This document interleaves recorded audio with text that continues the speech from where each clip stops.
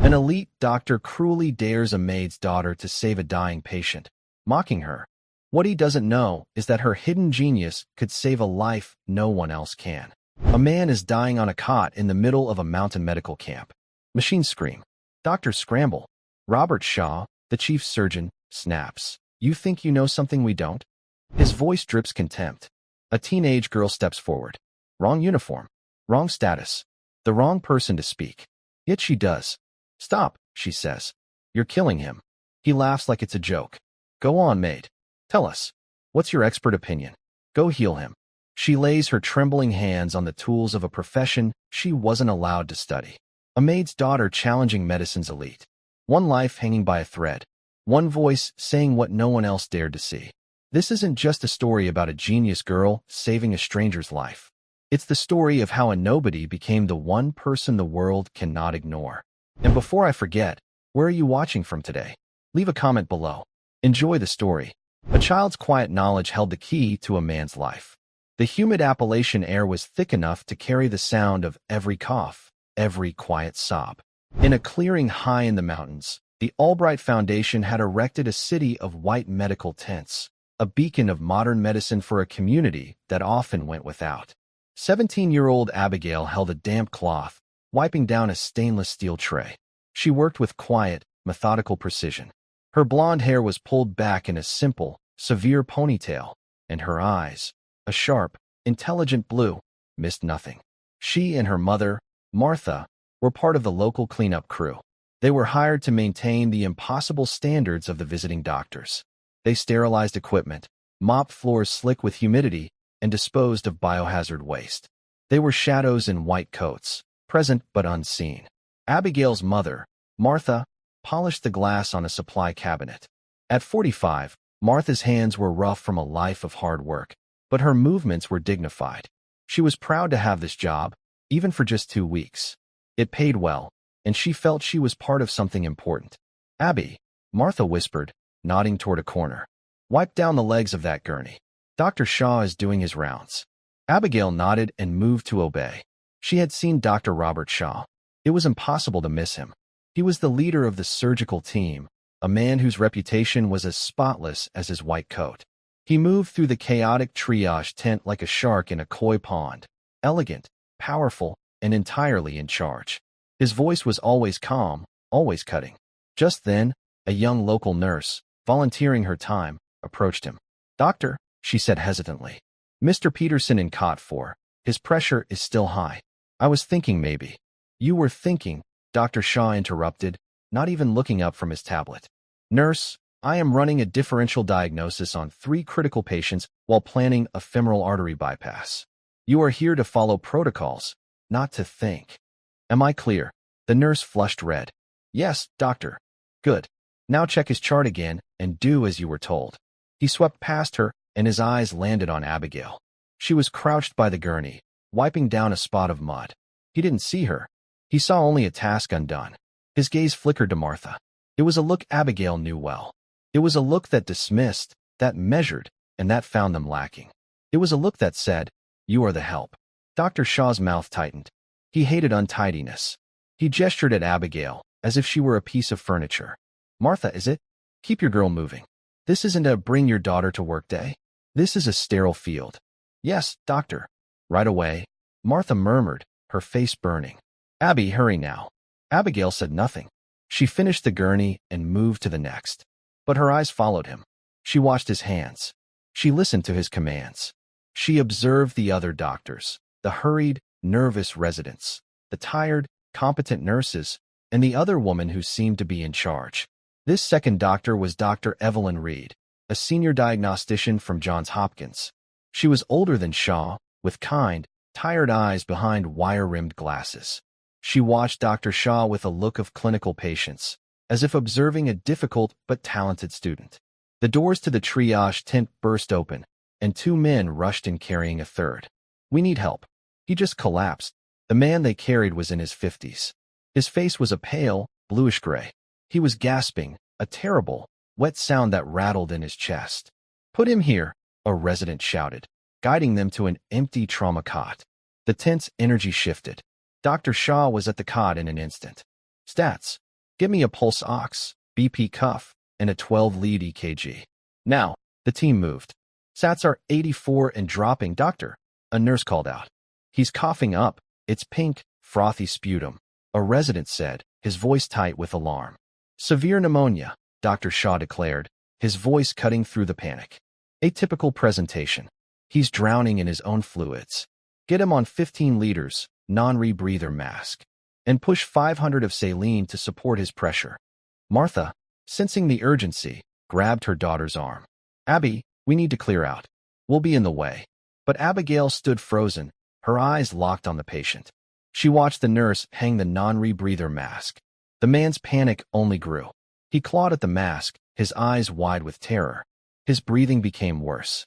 Doctor, Sats are down to 79. It's the pneumonia, Shaw snapped. The infection is too advanced. Increase the PEEP. Force the oxygen in. From the back of the tent, Abigail watched. Her hand went to the small, worn leather journal in the pocket of her oversized scrubs. It was her most precious possession. It had belonged to her great-grandmother, Florence Albright. Florence had been a combat nurse in World War II. She had served in field hospitals from Normandy to Bastogne. Her journal was not filled with personal feelings. It was filled with observations. Thousands of pages of handwritten notes on symptoms, treatments, and outcomes, sketched under candlelight while bombs fell. Abigail had read the journal so many times its pages were soft as cloth. She had memorized her great-grandmother's sharp, clear handwriting, and she knew what she was looking at. The fools always think it is the lungs, Florence had written in 1944, describing a soldier overloaded with fluids. They see the water and blame the vessel, not the pump. But look at the neck. Look at the froth. The veins stand out like ropes. The lungs are not sick, they are drowning. The heart is failing. Abigail looked at the patient. His neck veins were horribly distended. The pink froth on his lips was a classic sign. The high-flow oxygen was just forcing the fluid deeper into his lung tissue. They weren't saving him. They were killing him. Abby now, Martha hissed, pulling her arm. They're wrong, Mama. Abigail whispered, her voice trembling. What? They're wrong. It's not pneumonia. It's his heart. As they moved to leave, they passed two residents taking a break by the supply closet. Who's the girl? One resident whispered, sipping a coffee. She's with the cleaning crew. Martha's daughter. Why is she just staring? It's creepy. Shaw is going to have a fit if he sees her gawking at a critical patient. Probably just morbid curiosity, the first resident said with a shrug. Look, just try to stay out of Shaw's way today. He's in a mood. Martha gripped Abigail's hand tighter, her face set in a mask of polite composure. She pulled her daughter toward the exit. They didn't know that Abigail wasn't staring with morbid curiosity. She was staring in horror. The alarms on the patient's monitor suddenly shrieked. A long, flat tone. He's in V-fib. Patient is crashing. Get the cart. Shaw yelled. Starting compressions. The team flew into action. A resident began pumping on the man's chest. He's not responding. Doctor.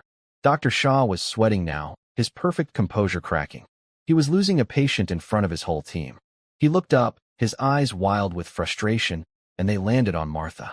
She was standing by the door, frozen, her daughter's hand in hers, both of them watching. What are you still doing here? Shaw roared, his voice echoing in the sudden silence as the compressions paused. Martha flinched. We were just leaving, doctor. I'm so sorry. Sorry. Shaw laughed, a short, ugly sound. He was angry at the patient, at the residents, at himself. He pointed a gloved finger at Martha. You're all watching, staring at this man die. You think you know something we don't? You've been wiping floors and listening in. You think you're a doctor now? Martha turned pale. No, sir. Of course not. Then what is it? You've been here all week. You must have picked something up. His voice was dripping with sarcasm, a cruel, public humiliation. Go on, Maid. Tell us. What's your expert opinion? The resident stared, shocked. Dr. Reed looked up from her chart, her brow furrowed in disapproval. Martha just shook her head, tears welling in her eyes. Sir, please. What's the matter? Cat got your tongue. Shaw sneered. I thought you cared. Go on. Go heal him, if you care so much. He turned his back on her, a final, dismissive gesture. Charge to 200. Clear. A jolt went through the patient's body. Nothing. Still V-fib. Martha began to cry silently, her shoulders shaking with humiliation. Abigail, who had been silent this entire time, let go of her mother's hand. Her voice was quiet, but it cut through the tension like a scalpel. Stop. Every head in the tent turned. Dr. Shaw, paddles in hand, froze. He turned around slowly. Abigail was walking toward him. She was walking past the residents, past the supply carts, and straight toward the dying man. What did you say? Shaw asked, his voice dangerously low. I said stop, Abigail repeated. Her fear was gone, replaced by a cold certainty. You're going to kill him. The tent was absolutely silent. The only sound was the steady, ominous tone of the heart monitor. Abigail, no. Martha cried, rushing forward. Abigail put a hand out, stopping her mother without looking back. Her eyes were fixed on the patient. Dr. Shaw's face shifted from shock to disbelief, and then to a dark, cold amusement. Well, it seems the help has an opinion after all. He gestured to the dying man with a sweep of his hand. Be my guest. Dr. Shaw's mocking words, be my guest, hung in the air. The long, flat tone of the heart monitor was the only reply. Martha rushed forward, grabbing her daughter's thin arm. Abby, no. Come away. Please. You don't know what you're doing. Mama, Abigail said, her voice quiet but vibrating with a strange new power. Let go. I do know. She gently pulled her arm free and walked to the head of the cot. The residents and nurses froze, looking at Dr. Shaw for guidance. But Shaw was paralyzed, his face a mask of disbelief. This was not how his joke was supposed to end.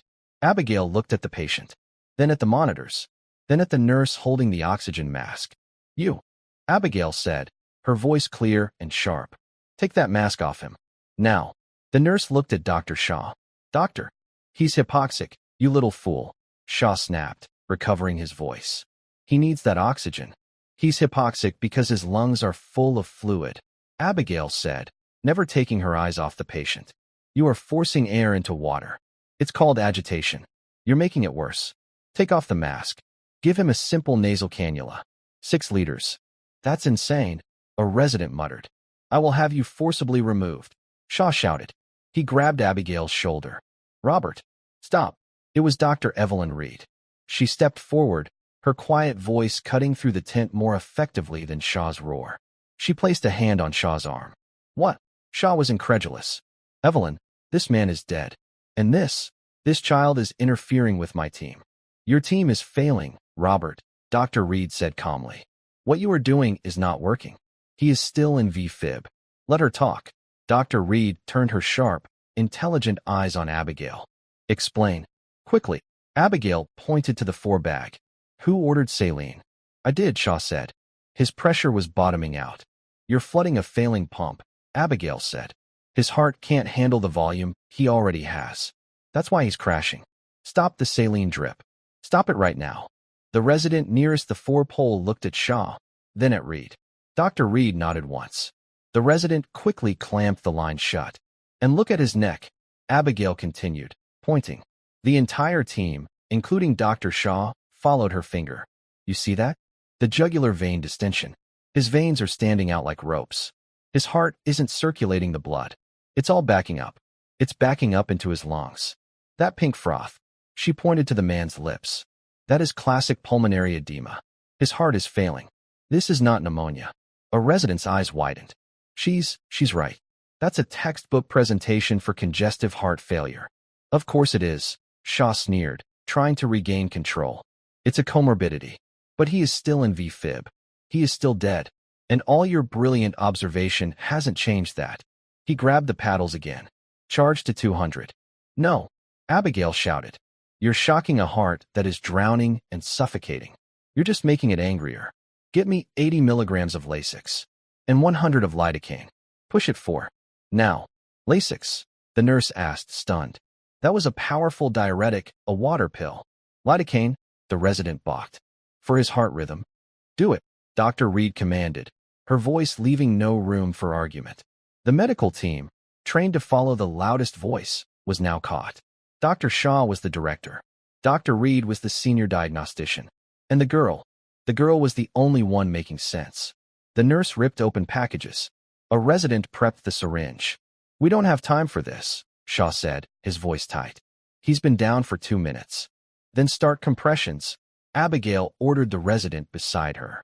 Hard and fast. Don't stop. The young doctor, dazed, immediately began chest compressions.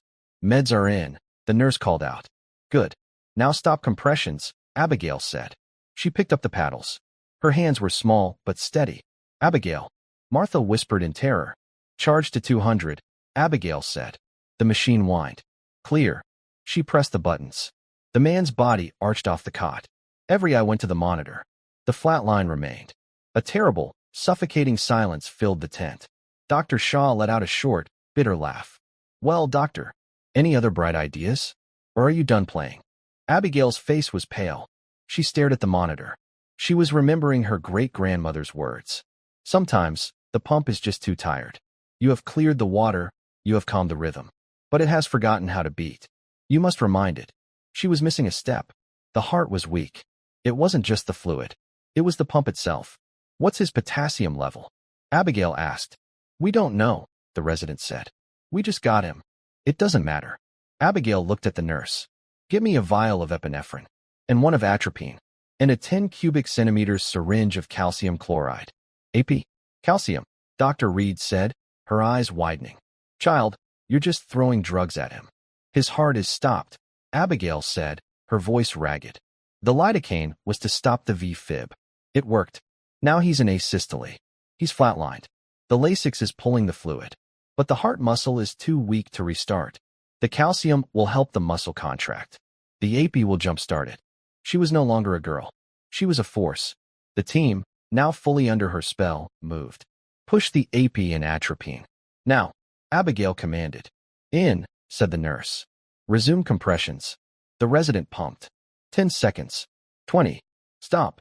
All eyes on the monitor. Nothing. Push the calcium chloride. Slow.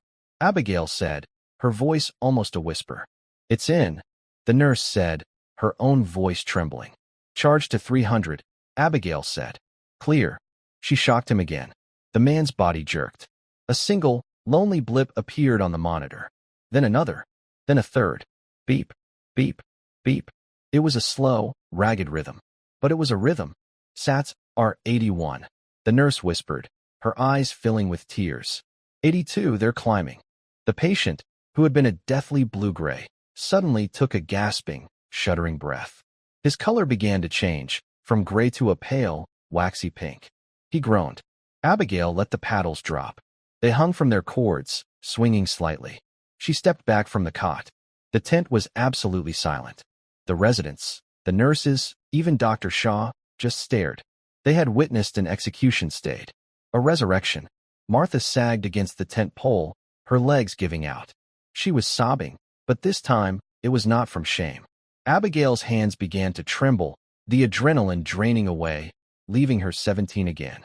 The white-knuckled certainty was gone. She looked at the patient, now breathing through the nasal cannula. She looked at the monitors, which showed a steady, if weak, heartbeat. Then, she looked at Dr. Shaw. His face was a storm of conflicting emotions. There was shock. There was confusion. But beneath it all was a deep, cold, and profound rage. He had not just been proven wrong. He had been humiliated. He had been shown up by a 17-year-old girl in a janitor's uniform. Dr. Evelyn Reed walked past the cot. She stood directly in front of Abigail. She looked at the girl's trembling hands. She looked into her sharp, intelligent eyes.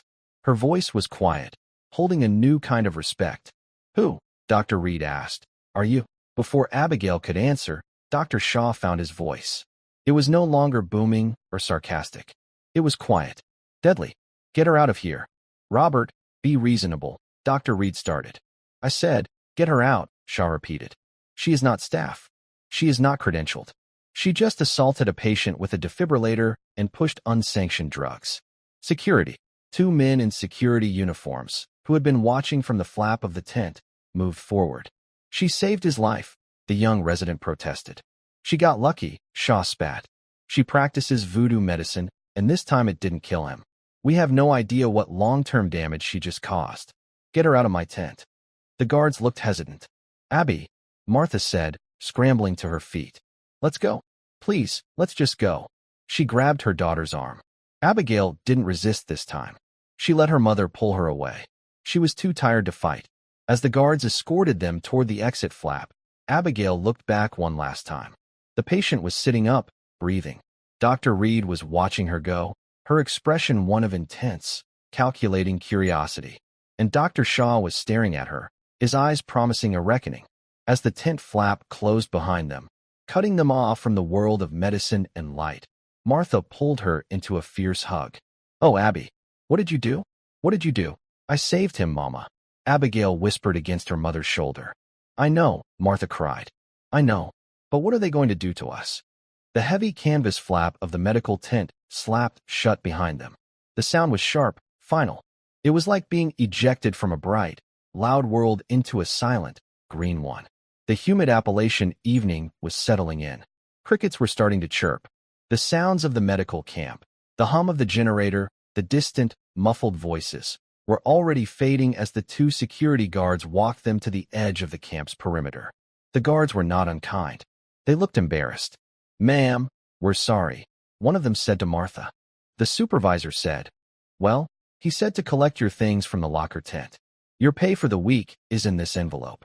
Martha's hand, red and chapped, reached out to take the small white envelope.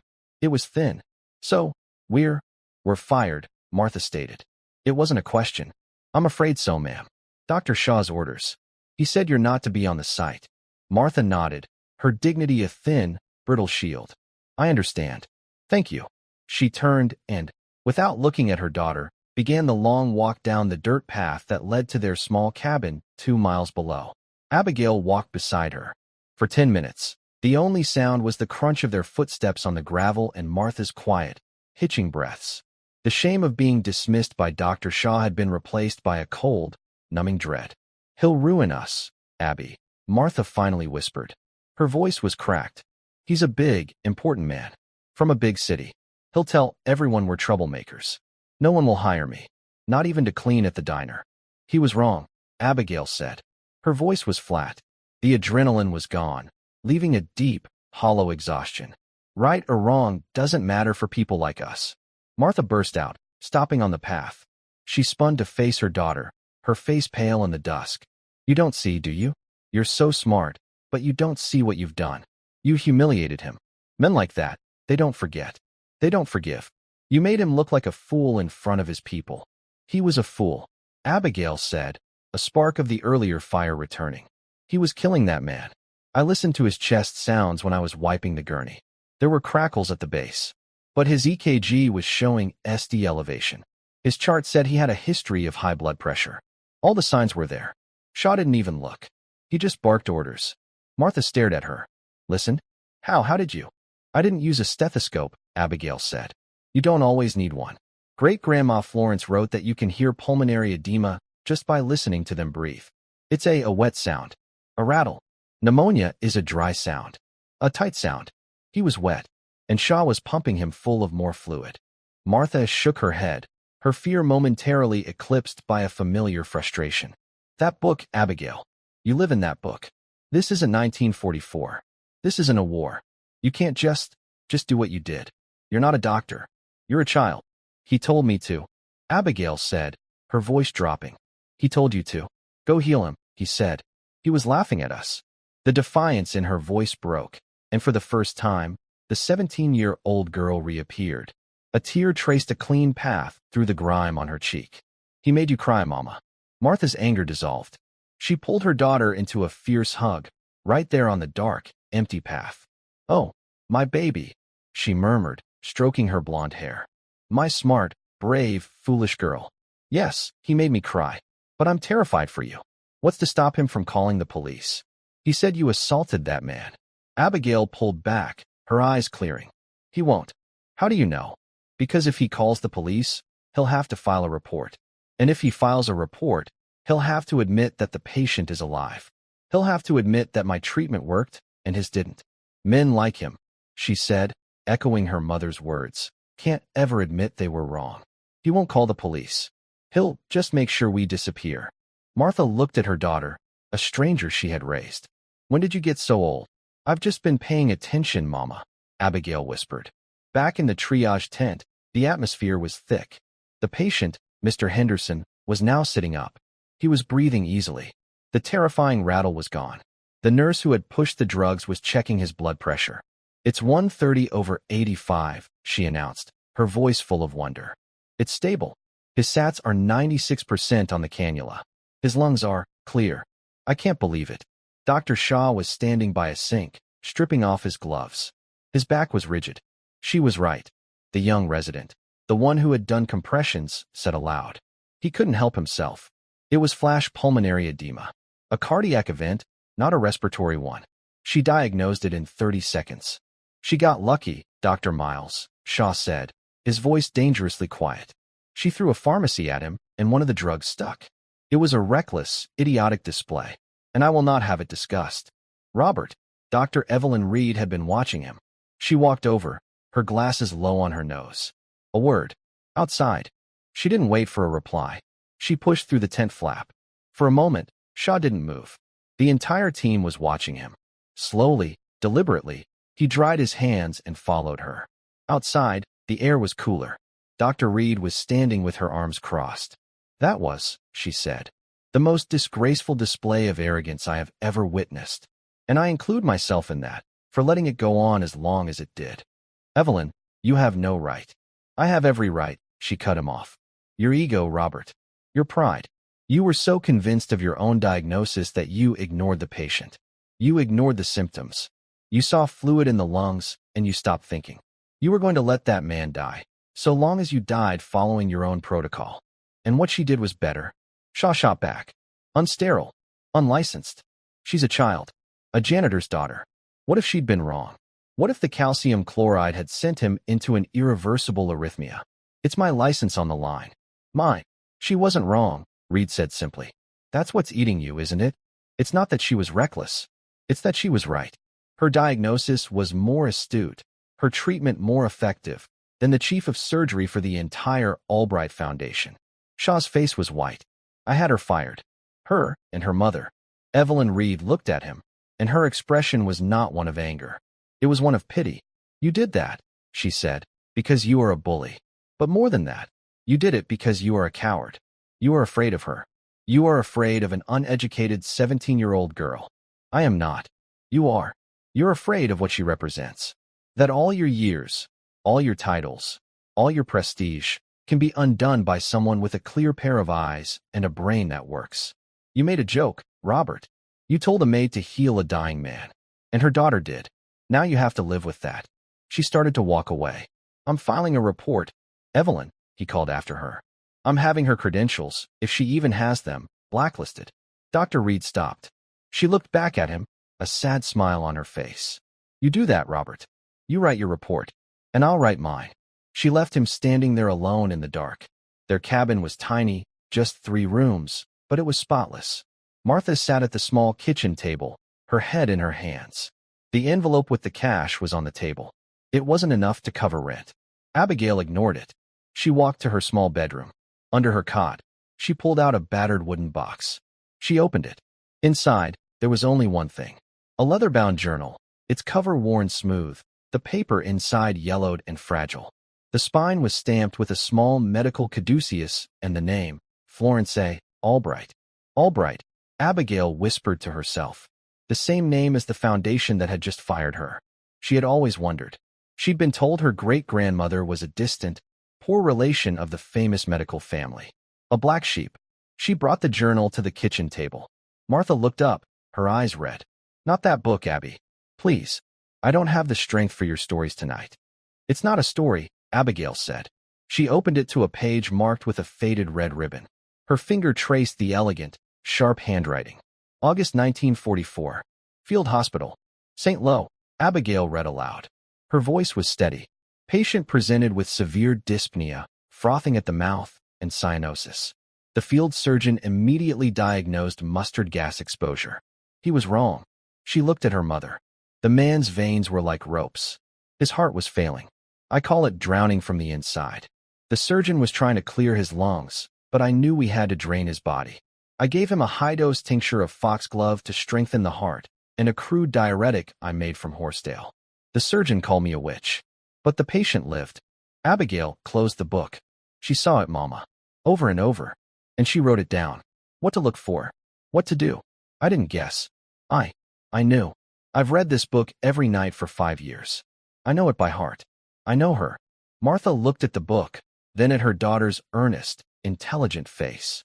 The fear was still there, but a new emotion was creeping in. Oh, your great-grandmother. She was a legend. My grandmother used to say she was the smartest woman anyone in our line had ever known, and the bravest. She saved hundreds of men. And they kicked her out of the Army Nurse Corps, Abigail said quietly, for insubordination and practicing medicine without authority. Just like Dr. Shaw. The parallel hung in the air between them. A sharp knock on the cabin door made both of them jump. Martha's face went white. It's him. It's the police. I told you. No, Abigail said. It's not. She walked to the door. Her mother hissed. Abby, don't. Abigail opened it. On their small, dark porch stood Dr. Evelyn Reed. She was holding a flashlight, and she looked tired. She looked past Abigail to Martha. Mrs. Martha, my name is Dr. Reed. I was in the tent. Martha stood up, wringing her hands. Ma'am, my daughter. She didn't mean any harm. Dr. Reed's eyes moved to Abigail. Then they moved to the table. She saw the open journal. Her eyes widened, just slightly, as she read the name on the cover. Florence A. Albright. Good heavens, Dr. Reed breathed. She looked back at Abigail, her gaze no longer just curious, but sharp with sudden, dawning comprehension. I need, Dr. Reed said, to sit down. And you, young lady, need to tell me everything. Martha, her hands trembling, fumbled in the cabinet for a mug. Tea? We just have tea. Tea would be lovely. Thank you, Martha, Dr. Reed said, her voice gentle. She unslung a worn leather satchel from her shoulder and placed it on the floor. She did not sit at the table.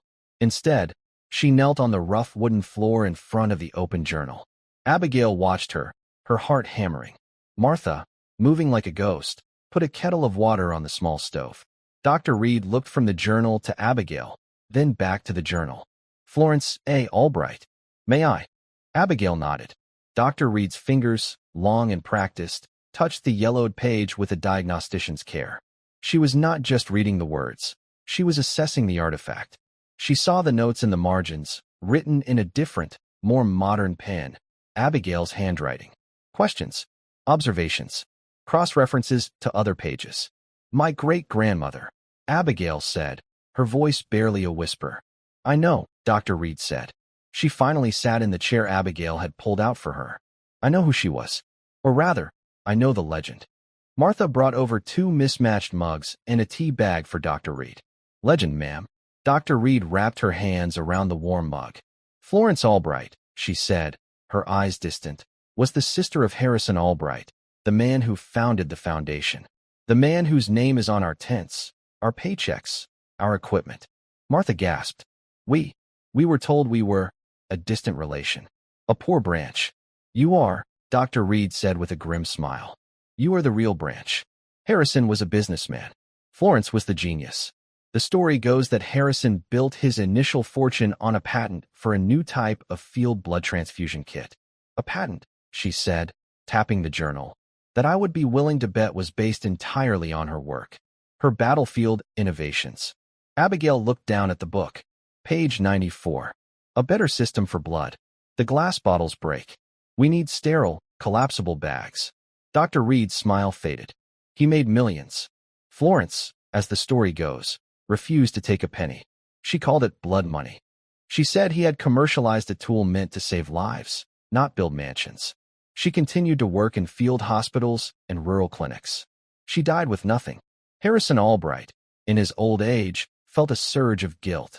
He started the Albright Foundation to bring medicine to the world, using the money he'd stolen from her to do it.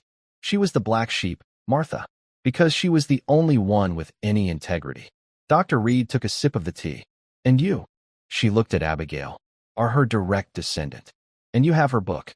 She's always been smart, Doctor, Martha said, her voice shaking. Too smart. She reads all the time. Doesn't have friends. Just this. She pointed to the journal. I tried to get her to read other things. Novels. School books. But it was always that. Why?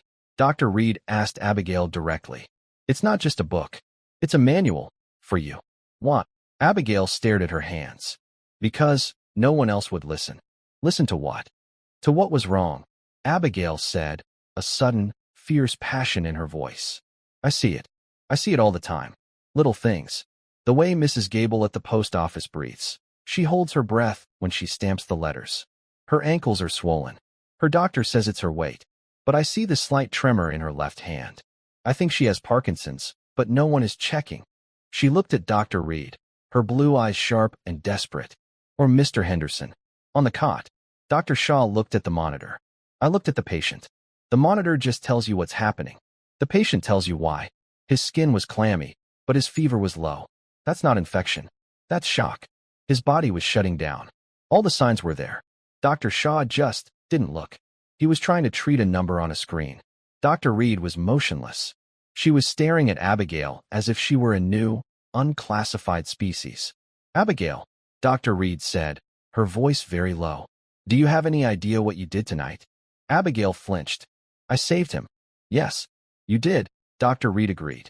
You also, in the eyes of the law and the American Medical Association, committed multiple felonies. Practicing medicine without a license. Assault with a medical device. Administering controlled substances. Dr. Shaw is not just angry, child. He is correct. From a legal standpoint. Martha sat down heavily. I knew it. He's in the main tent right now, Dr. Reed continued, dictating an incident report. He is going to recommend that the local prosecutor file charges against you. He's building a case that you are a danger, a loose cannon, and that he had to fire your mother to protect the camp from liability. But you, Martha stammered. You're a doctor. You saw. You can tell them. I can, Dr. Reed said. I can file a dissenting report. I can state that, in my medical opinion, your daughter's intervention was directly responsible for saving the patient's life. It will become my word against Dr. Shaw's. Who will they believe? Abigail asked. Dr. Reed gave a small, sad smile. He is the director of the foundation, a world-renowned surgeon, and a man. I am a diagnostician. And you? You are a 17-year-old girl with a book from World War II. It is not a fair fight. Abigail's face hardened. So, you're not going to help. I didn't say that. Dr. Reed leaned forward. I have a complex case. A patient I've been consulting on back in Baltimore. A young man, 30 years old. He's been to 8 specialists. He's dying. We don't know why. We are all, as you put it, treating the numbers on the screen. She reached into her satchel and pulled out a thick manila folder. She dropped it on the table on top of the journal. I'm going to finish my tea. I'm going to walk back to the camp. It's a 2-mile walk. Let's say 1 hour.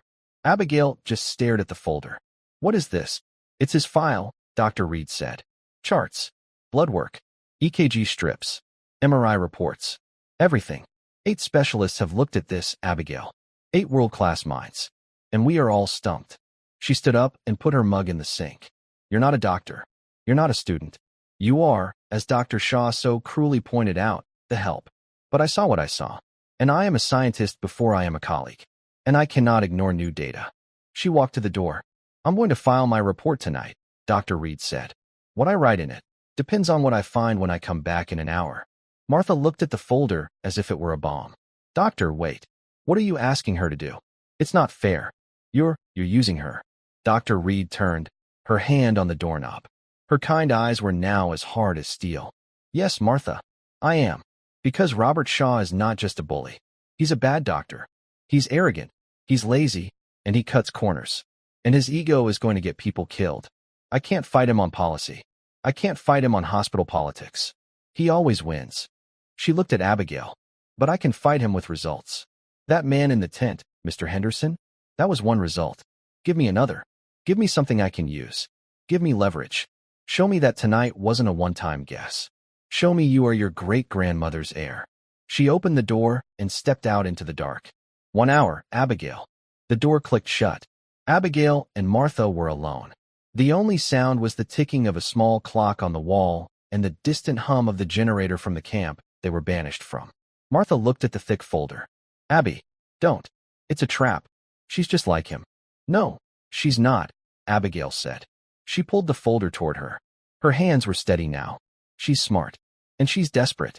And she's given me a chance. A chance? A chance to do what? To go to jail. A chance to prove I'm not crazy, Abigail said. She opened the folder. The first page was a summary. Patient, James Pope, 32 years old. Presenting complaint, progressive muscle weakness, episodic syncope, fainting, and persistent, unexplained fevers. Abigail pulled the journal closer. She flipped to the back, where Florence had created a cross-referenced index of symptoms. Fever, persistent. Weakness, general. Mama, Abigail said, her eyes already scanning the first page of blood work. I need you to be quiet, and I need more light. Martha watched her daughter. The child who had been weeping on the path was gone. The girl who had been fired was gone. In her place was a woman she had never seen before. Her daughter's face was set in a look of absolute, terrifying concentration. She was no longer just reading. She was hunting. Martha lit the 2 kerosene lamps they owned and placed them on the table. She sat down, her hands clasped, and began to pray. Meanwhile, back at the camp, Dr. Shaw was pacing in the administrative tent. A young, nervous-looking legal aide from the Foundation was sitting at a laptop. And in summary, Shaw dictated, the unauthorized and reckless actions of the minor, Abigail, and her mother, Martha, who facilitated the breach, represent a class 1 liability risk to the Foundation. I was forced to remove them from the premises to ensure the safety of our patients and the integrity of our mission. That's very clear, Doctor, the aide said. It needs to be, Shaw said, stopping his pacing. I want this report filed with corporate and a copy sent to the local sheriff's department first thing in the morning. The sheriff, sir? Are you pressing charges? I am ensuring that the Foundation is protected. If that man, he jerked his thumb toward the triage tent, develops any complications, any at all, from the ridiculous cocktail of drugs that girl pushed, I will not have it come back on me. This report establishes a timeline. It proves I was in control and that I took immediate, decisive action to remove the threat. And, Dr. Reed's report, sir? Shaw's face darkened. Dr. Reed is emotional. She was shaken. Her report will reflect her opinion, but it is my signature on the mission charter. My report is the one that matters. He felt a vibration in his pocket. His satellite phone. He pulled it out and looked at the screen. It was a text from his office back in New York. It read, Henderson is awake, asking for the girl who saved him. His family is on the way. They own half the county. Shaw's blood ran cold. He had assumed the patient was a local, a nobody. He looked at the legal aid. On second thought, hold off on sending that to the sheriff. Let me review it one more time. He walked out of the tent, his mind racing. This was no longer a simple matter of firing a maid. This was now a problem of optics. The clock on the wall ticked. Each sound was a hammer blow in the small, silent cabin. Abigail didn't read the file page by page. Her eyes flew across the reports, not like she was reading, but like she was searching. She was a predator hunting for a single, specific clue. Martha watched, her fear turning into a strange, breathless awe. Her daughter was not just reading. She was cross-referencing. She would scan a blood panel, then flip to the back of her great-grandmother's journal. She'd read a nurse's intake note, then flip to a page in the journal marked Fevers, Unexplained. Here, Abigail whispered. She pointed to a line item on the blood work. Eosinophils, 15%. Is that bad? Martha asked. It's not bad, Abigail murmured. It's high. Very high.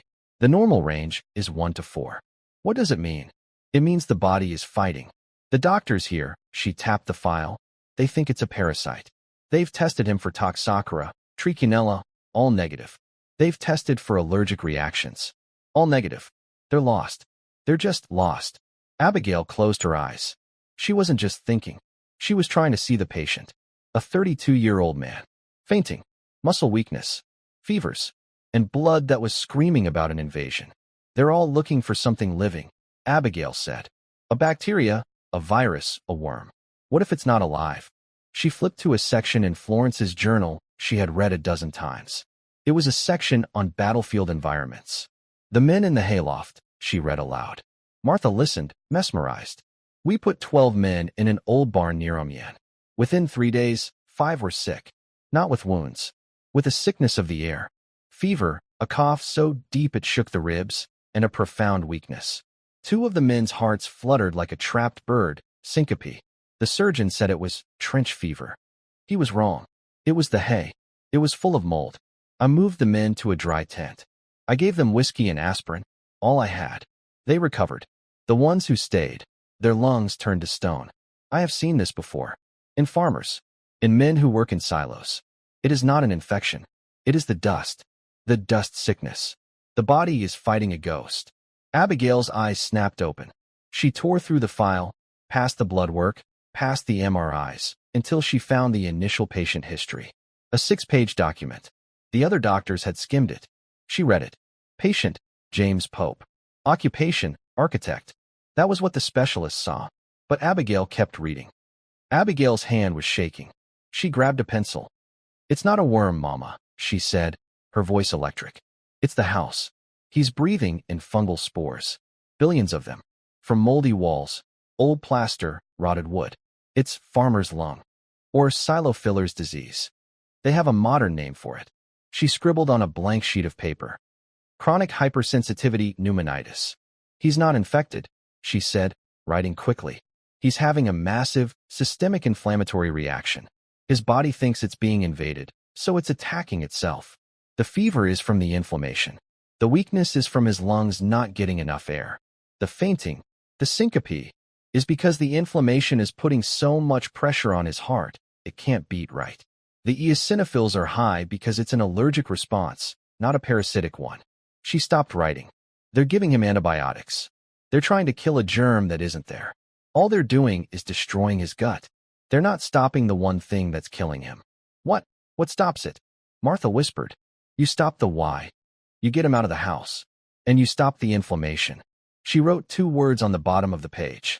Prednisone. Now. She looked at the clock. 48 minutes had passed. He's dying, Abigail said, because 8 specialists are looking at his blood and not his life. As if summoned, a knock came at the door. Martha opened it.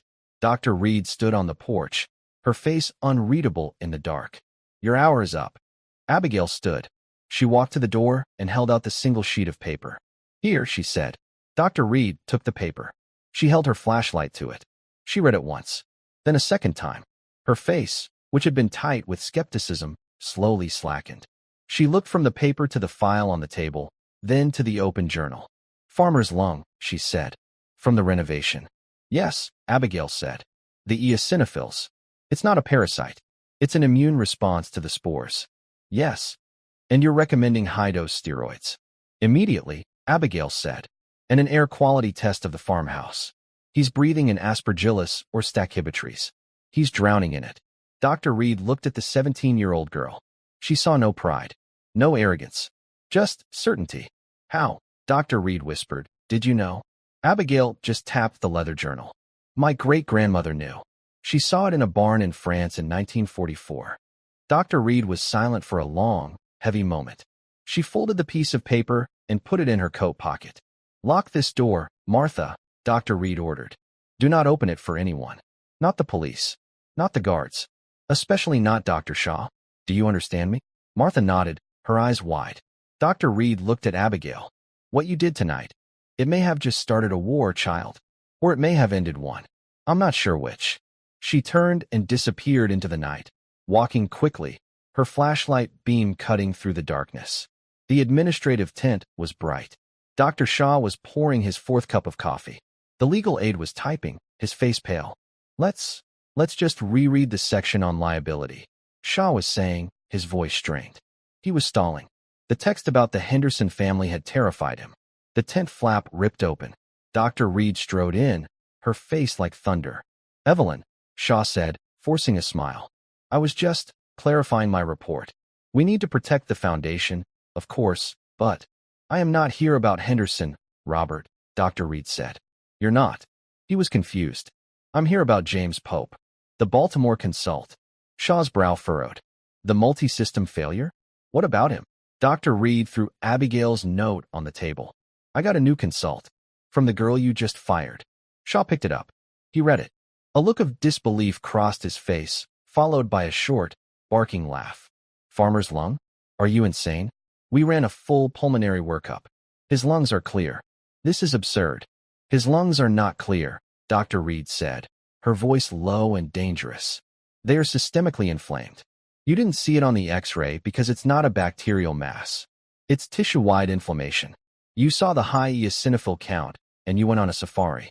You never once considered the environment. He's renovating a 150-year-old house. He's breathing in mold. Shaw's smile vanished. He knew the case. He knew the high eosinophil count. He knew they had found no parasite. He had been as stumped as the others. It's a guess, Evelyn. A lucky guess. It's the only diagnosis that fits every single symptom, she shot back. The fever, the weakness, the syncope, the blood work. It explains everything. And it comes with a testable solution. She pulled out her satellite phone. What are you doing? Shaw asked, a new dread creeping into his voice. I'm calling Dr. Michaels in Baltimore. I'm telling him to push 60 milligrams of prednisone. Tonight. You can't. Shaw lunged forward. You're acting on the advice of an uneducated child. If you're wrong, if he has a fungal infection and you give him steroids, you will suppress his immune system and kill him. You will be ruined, Evelyn. And you will take this foundation with you. And if she's right, Dr. Reed said, not flinching, a man who has been dying for 6 months will be breathing freely by morning. A man your entire team of specialists gave up on. I'm willing to stake my career on that. Are you? She began to dial. Shaw watched her, his face ashen. He was a gambler who had just seen his opponent go all in. He looked at the legal aide, who was staring, wide-eyed. He looked at the report on the screen, the one that would ruin a 17-year-old girl. He looked at Dr. Reed, who was calmly waiting for her call to connect. Evelyn, wait. His voice was a croak. She stopped dialing. Don't make that call. Not yet. Why not, Robert? This is a complex situation. We need consensus. I have consensus, Dr. Reed said. It's between me, a 17-year-old girl, and her great-grandmother's journal. It's the only medical team that's been right all day. Shaw collapsed into his chair. He was defeated. Utterly. He had been outmaneuvered, outdiagnosed, and outclassed. He had no leverage. She had all of it. What do you want? He whispered. The legal aide stopped typing. First, Dr. Reed said, you're going to delete that report. Shaw looked at the screen. His entire case. His protection. His pride. His hand moved to the mouse. He highlighted the text. And he hit the delete key. Second, Dr. Reed continued. You will issue a full, formal apology to Martha and Abigail. And you will rehire them. With back pay for the humiliation. Shaw nodded, his eyes closed. Third, Mr. Henderson is awake. His family is on the way. I'm sure you know who they are. You are going to go to his bedside. And you are going to tell him, and his wife, and his sons, the truth. Shaw's eyes snapped open. The truth. That you misdiagnosed him. That you nearly killed him. And that his life was saved by the diagnostic genius of a young woman named Abigail. The maid's daughter. You will give her the credit. All of it. Not your team. Not a new consult. Her. Is that clear? This was the true punishment. Not the loss of his job, but the complete and total annihilation of his ego. You're destroying me, he whispered. No, Robert, Dr. Reed said, putting her phone away. You're destroying yourself. I'm just stopping you from taking anyone else with you. She walked to the tent flap. I expect you to be at the Hendersons' cot when they arrive. And I expect your apology to Abigail to be delivered in person. By sunrise. She left. The legal aide stared at Dr. Shaw. The great man looked small, his face gray, his hands trembling. He looked at the blank screen on the laptop. He had been ruined. And it had all been done without a single raised voice. Dawn broke over the Appalachian ridges, painting the sky in pale shades of gray and pink. The light, however, did not bring warmth to the small cabin. A sharp, official knock echoed. Martha opened it. Dr. Reed stood there, her face set. It's time. The walk back to the camp was silent. Martha and Abigail, still in their cleaning uniforms, walked on either side of the senior doctor. When they reached the perimeter, the guards who had removed them just hours before now looked away, stepping aside to let them pass. The camp was already busy, but all activity seemed to stop as the trio walked toward the main tree-off tent. Nurses and residents paused, watching. Dr. Reed pushed open the flap. Inside, the tent was calm. Mr. Henderson was in his cot, drinking water. A woman with expensive clothes and kind, worried eyes sat beside him, holding his hand. 2 tall men in their 20s stood at the foot of the bed. His family. Dr. Robert Shaw was standing near the cot, his white coat rumpled. He looked like he hadn't slept. He looked, for the first time, small. He saw them enter. His eyes met Abigail's, then slid away. "Ah, Evelyn," he said, his voice hoarse. "And Abigail. Martha, please, come in." Mr. Henderson looked up. His face, though pale, lit up when he saw Abigail. "That's her," he said to his wife, his voice weak. "That's the girl I told you about. The one who brought me back." His wife, Mrs. Henderson, stood up. She looked from the powerful Dr. Shaw to the 17-year-old girl in the janitor's scrubs. "Doctor," she asked Shaw, "what is this? This girl?" Dr. Reed simply looked at Shaw. This was his moment. His crucible. Shaw swallowed. He walked to the center of the small space. His entire team, the residents, the nurses, were watching him. "Mrs. Henderson," he began, his voice cracking. "Mr. Henderson, I owe you an apology, and I owe one to this young woman." He turned to Abigail. His eyes were red-rimmed, his arrogance completely stripped away. "I misdiagnosed your husband," he said, his voice just loud enough for the tent to hear. "I was convinced it was an infection. I was giving him fluids and oxygen that were. You were killing me," Mr. Henderson said. It was not an accusation. It was a simple, flat statement. "Yes," Shaw whispered. I was arrogant. I was wrong." He looked at Abigail, who stood beside her mother, her face pale. I humiliated her. And her mother. And then, I made a joke. I told her. I challenged her to save him. And she did." He held up a hand, silencing the murmurs. "Her diagnosis was perfect. It was brilliant. She identified acute pulmonary edema, a severe cardiac event. She prescribed the correct, life-saving sequence of medications. She used the defibrillator with more skill than a 10-year resident. I did not save your husband, Mrs. Henderson. She did. Her name is Abigail, and she is a genius." The silence that followed was absolute. Mrs. Henderson stared, then her face crumpled. She walked past Dr. Shaw and pulled Abigail into a fierce hug. You saved him. You saved my husband." Martha was openly weeping, her hand covering her mouth. "Dr. Reed," one of the Henderson sons said, stepping forward. He was a lawyer, his gaze sharp. "This is extraordinary. What happens now? For her? And for him?" He jerked his head at Shaw. "Dr. Shaw," Reed said, "will be taking a long, extended sabbatical from the Foundation. Effective immediately." Shaw nodded, accepting his fate. "And as for Abigail," Dr. Reed continued, a small, rare smile touching her lips. Her satellite phone buzzed. She looked at it. "Excellent news," she said to the room. "The patient in Baltimore, Mr. Pope. His fever broke an hour after the steroid infusion.